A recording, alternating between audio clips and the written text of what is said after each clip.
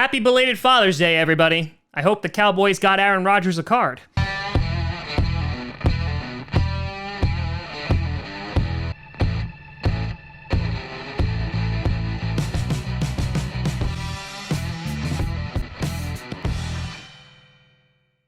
Grossi Posse Packer Nation. Welcome to another episode of Packcast, the podcast where you don't have to be a Packers fan, but it sure does help. I'm your host, Tom. I'm finally getting a haircut on Wednesday because this thing on top of my head has become sentient, and I tried to clip it the other day, and it growled at me, and it grabbed me by the hand, and it twisted my thumb, and I was like, Chocolat bleu. And my hair was like, you don't speak French. And I was like, yeah, that's right. Grossi. And today we are going to be predicting the top 5 offenses for the 2020 NFL season, which is totally happening. Totally. Before we get to that, I want to do a big shout out and thank you to 26hats.com. That's right. Run by a fan who saw a picture of me in a mask and was like, Tom, you gotta do much better than that. And so I got a custom Grossi Posse Packers mask. I also got an old school Packers logo one, which is just phenomenal.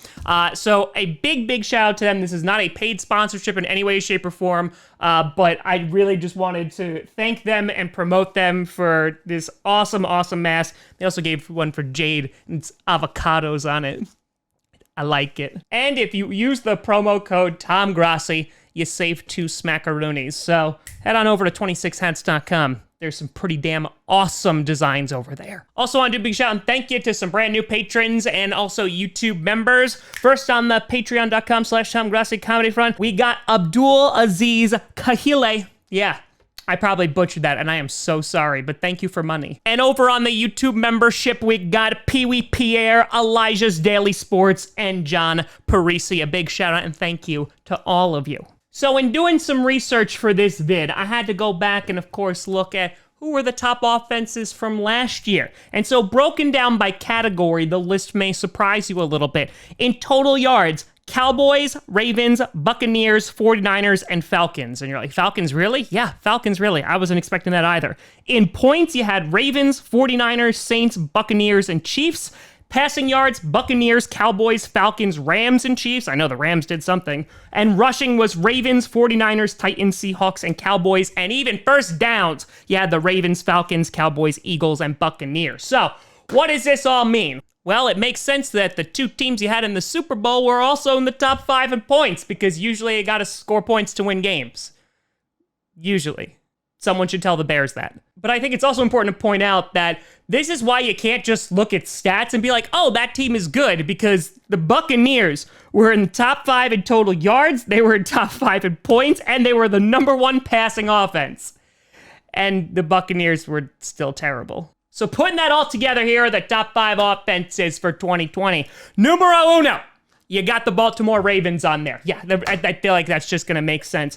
Because the Ravens, their offense has not taken a step back. As I've said in previous videos, I feel like Lamar Jackson, he won his MVP, kicked ass, got the Madden cover. If he avoids the Madden curse, he's still going to have a great season. I feel like defenses will be a little bit more prepared for him, so they're going to have to change things up a little bit.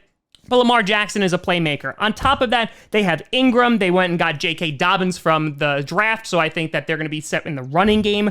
On top of that, Hollywood Brown is going to hopefully be more consistent for them. He had spurts of like, wow, holy crap, he was amazing. Remember week 1? And then that kind of just never was replicated. So if they're able to build that receiving core a little bit and get some more consistency from them, they're going to be tough to stop. And I think when you have a dynamic playmaker like Lamar Jackson, similar to the Chiefs, like they have with Patrick Mahomes, it's always going to be a very high-scoring offense, unless you're playing the Titans, because, sorry. Then, at number 2, you got the Kansas City Chiefs. You got Patty Mahomes, who didn't throw 50 touchdowns last season. Are you even trying? Mahomes missed a couple games last year because of his knee, and then was just like, it's okay, I'm Superman. Just pop that sucker right back in and was back to work in a couple days.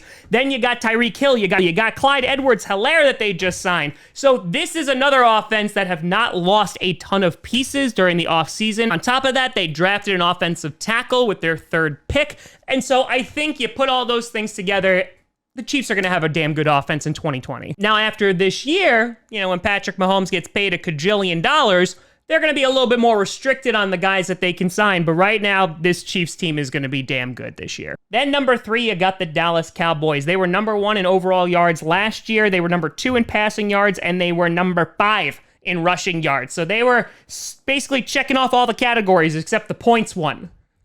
I told you guys, you have to score points. Assuming Dak Prescott is going to be playing this year, he just made like $31 million from being franchise tendered this week. They got Amari Cooper, they got Gallup, who I think will emerge, they got CeeDee Lamb, they got Zeke, and on top of that, they don't have the anymore for a head coach. And I think Mike McCarthy is definitely going to be a much needed change for the Dallas Cowboys. Again, they're probably still going to blow it, but if there's anything that's going to be really good about the Cowboys this year, I think it's going to be their offense. Their defense, again, some question marks, but their offense should be in the top 5 categories for just about every category this season as well. Then number 4, you got the San Francisco 49ers. Now, on paper, you look at this offense and you're like, okay, all right, they're lacking at wide receiver, right? They lost Emmanuel Sanders. Deebo Samuel's going to be out for at least a few weeks at the beginning of the season. And they got guys like Kendrick Bourne. They went and drafted Brandon Ayuk. And you're like, okay, Jimmy Garoppolo had a good season last year. But really what makes their offense so good is, of course, guys like George Kittle, who's just a complete and total monster and can do just about anything. And on top of that, their run game with Mostert is phenomenal. They'll have Coleman back this season as well. So I think that this will still be a very dynamic offense that can do it through the air or on the ground. Now, there is a chance that they take a step back with defenses potentially more prepared for Shanahan, but, maybe the Packers could win one.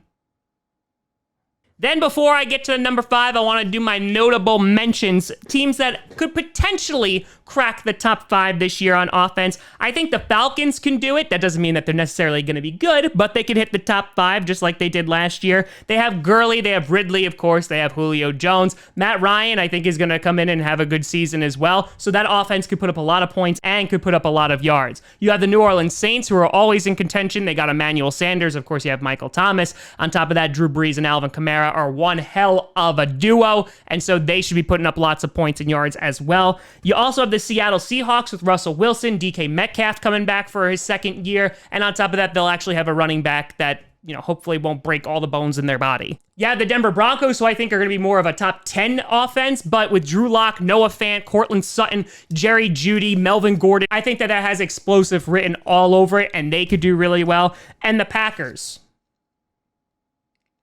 The wide receiver thing doesn't give me a lot of hope, and I think they're going to be more of a top 10 too. But you have Aaron Rodgers and Aaron Jones and A.J. Dillon, Matt LaFleur's second year. I just wanted to talk about the Packers, okay? And so with that, number 5, I got the Tampa Bay Buccaneers. The Tampa Bay Buccaneers, who led the league in passing yards, and were number 4 in points, and were number 3 in total yards, and even number 5 in first downs. And they still couldn't get it done. Now, they were also passing because they didn't really have much of a run game to speak of, but on top of that, Jameis Winston, they went down by like 100 points, and Jameis was like, I got it, and just kept throwing it and throwing it and throwing it.